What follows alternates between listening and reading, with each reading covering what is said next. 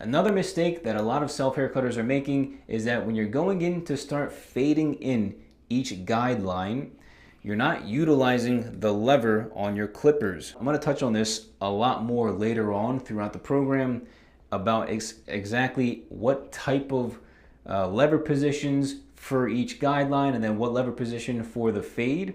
But this little guy right here, this lever right here, is exactly what you want to use when you're cutting your own hair and you're fading in hard lines, all right?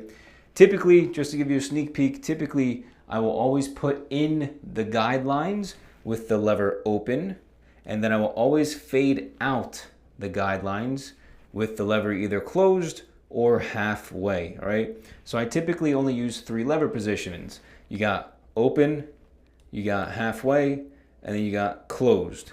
And then up close, if I can show you, hopefully it shows it in the camera, but lever open is when the back blade right here is extended from the cutting blade. So if I close it, you can probably see the back blade is now really close to the cutting blades.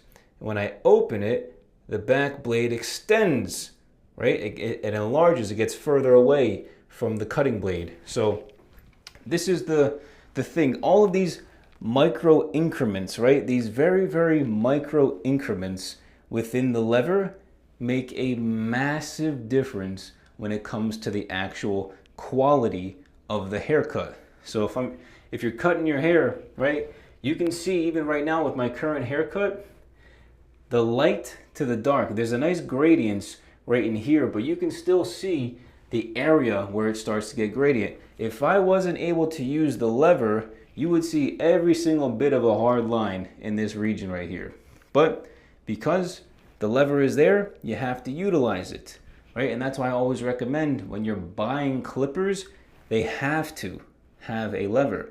They have to. There's no ifs, ands, buts, or whats, all right? The clipper you buy needs a functioning lever, all right? And it's a critical thing. So that's what you need to avoid, all right? You're not fading in hard lines with the lever, whether you don't have a clipper with one or you need to go buy one that does have a lever.